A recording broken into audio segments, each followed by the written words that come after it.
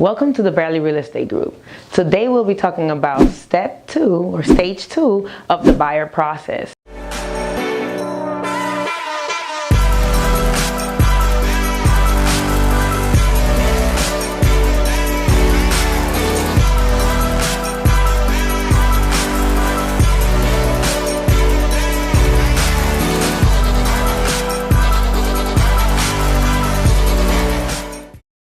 Again, thank you for joining me. So today we're talking about the second stage of the buyer process. I just have some quick bullet points that I want to share with you so that you can be educated about the process. Let's get to it. So the stage 3 will be, step 3 will be to search for a home. So the way that us realtors usually like to approach this will be by sending you a list of properties with the criteria that you gave us. If you said 3 bedrooms, 2 baths, then we'll send you everything with 3 bedrooms, 2 baths. If we see that there are not enough 3 bedrooms, 2 baths with your specifications, like two-car garage or in a specific area, then we might go up or down a 1 room, send you 4 bedrooms or send you 2 bedrooms. So that way you can have a couple more choices. Another thing that we would do as a realtor would be to maybe go up a little bit on the price, in the hopes that if we do find the perfect house for you, we will be able to negotiate it down to the price that you will feel comfortable purchasing. So if your realtor sends you a house that's a little bit more expensive than the price that you originally told them, just know that they might feel that they can negotiate. Another thing will be area familiarization, where we as professionals know the area, but if you're coming from out of town, you may not know the area like we do, and you may or may not feel comfortable depending on how you were raised or how you grew up. So one thing that your realtor might suggest would be for you to go and drive past the houses that you select, that you like. So and drive in the daytime, drive in the nighttime, just to make sure that you are still head over heels for the properties, and then before we can schedule a showing, so that way you don't feel like you're wasting your time, because your time is precious. Step 4 of the buyer process is to choose and make an offer. You choose a home and you make an offer on the property. So some of the things that I want you to know about it when you're negotiating it, depending on what side of the country you're in, you may be on either a seller's market, a neutral market, or a buyer's market. And the reason why there's a spectrum is because depending on what type of market you're in, you will want to frame and strategize on how to make an offer. If you're in a seller's market, it means that the seller has the upper hand. So at that moment, there's low inventory usually in those type of markets. So if you really love a house, you might want to either start at the asking price, but most likely you will want to go a little bit above the asking price with low to no contingencies.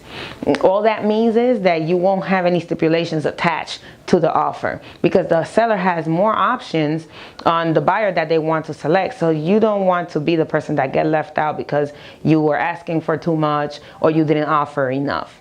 If you're in a neutral market, then you're most likely going to offer asking price or just a little bit lower, or you might ask for some things like some repairs, or you make a contingent on an appraisal. In the neutral market, it can go both ways. It's very negotiable. Now, if you're in a buyer's market, that means that there is a lot of inventory and you might have the option of negotiating a little bit. Make sure that you speak with your real estate professional, because you don't want to risk offering too low and offending the seller, and then they don't want to deal with you at all. So make sure that you always consult your realtor and that you strategize on what kind of offer that you're going to make, especially if you're very emotional, very attached to the property, and you really want it bad. One of the things that I really want to discuss is counteroffers. Whenever a buyer, most buyers, place an offer on a property, they get so nervous. Their knees start shaking. They're just so nervous. They don't want to write an offer. They don't want to make the offer, even though they love the property. Well, just because you made an offer and you signed a document doesn't mean that you are under contract yet. Once that offer is written, it gets sent to the other party, the other realtor, and then they get to discuss it with their client. And unless the seller signs it, you don't have a contract. If they change anything in the original offer, it now becomes a counter offer. Now it's like they're offering you a new rule or a new contract, and then you have to discuss with your realtor and decide if this new offer that the seller made you is still good for you. And if you decide to accept it and you sign, then you have a binding contract. When you have the signatures of the seller and the signature of the buyer, that's when you finally are on the contract, and then you can move forward with the next process of the buying process. So after you have your written offer and your binding offer, now there are some things that you must remember. There is this thing called earnest money. What is earnest money? Earnest money is like a deposit to the home. It shows the seller that you are serious about moving forward. One of the things that I like to explain to my clients is that earnest money is still your money. It doesn't belong to the seller just because you made the deposit. So this money is credited back to you at closing. Now remember, there is a difference between giving back to you and credited back to you. If you have to bring money to the table, then they're going to subtract the amount of earnest money that you originally paid. If you don't have to bring any money to the table, then you will get a check with your earnest money back. Another thing that I want to discuss is power of attorneys. Don't feel nervous if you're buying a property and you're going on vacation and the closing day is right on vacation day, or let's say something happens and you're going to be out of town, your job said you must go to a different side of the country, then one thing that you can do to solve that problem is giving somebody a power of attorney in your behalf. And you could have a close family member or a relative or close friend be the one to be your power of attorney. Make sure that you do this in advance, so that way whenever the closing day comes, you are ready and they can move forward and sign for you.